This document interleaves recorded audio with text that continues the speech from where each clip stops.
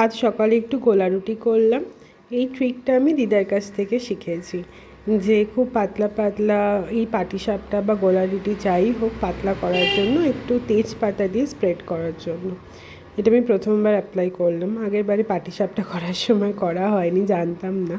তো আমি ট্রাই করলাম, দেখলাম সত্যিই কিন্তু ভীষণ পাতলা হয়েছে, আর যে কোথাও লেগে যাচ্ছে বা এরকম না। আর আমি বেগুনের ওই ডান্ডাটা একটুখানি কেটে সেটা দিয়ে তেলটাকে স্প্রেড করেছিলাম তাওয়ার ওপর, যাতে ওই ব্রাশের কাজ করে।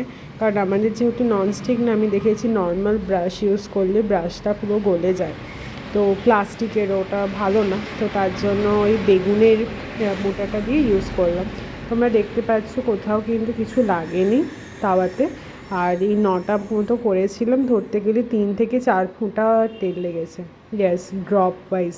কারণ আমি একদমই তেল বেশি দিই না, আর এইভাবে করার জন্য তো একদমই তেল লাগেনি। আর দেখতে পাচ্ছ কত পাতলা। আর এই ছিল আমাদের দুপুরের খাবার, মিলেটটা আমরা একটু ডাল দিয়ে সবজি দিয়ে খিচুড়ির মতো করেই করি। আর এটা কিন্তু অনেকক্ষণ পেট ভরা থাকে, এমন নয় যে খিচুড়ি টাইপের যেমন হয় ভাতের খিচুড়ি, যাতে খেলেই খানিকক্ষণ পর খিদে পেয়ে যায় বা অনেকখানি খেতে হয়, এটা কিন্তু এমন না। মোটামুটি 1.5 হাতা করেই আমাদের লাগে, 3 জনের দুবেলা এরকম খেলে পেট ভরে যায়। তার সাথে ছিল মূলো দিয়ে ডালটা কিন্তু দারুণ হয়েছিল।